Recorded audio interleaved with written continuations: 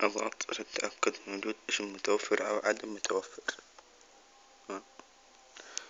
بريد إلكتروني لاستعادة كلمة السر في حالة فقدانها، وضغط النص سؤال وجواب. هنا السؤال، هنا جواب. اسم العائلة الأول، اسم العائلة، الدولة، المنطقة.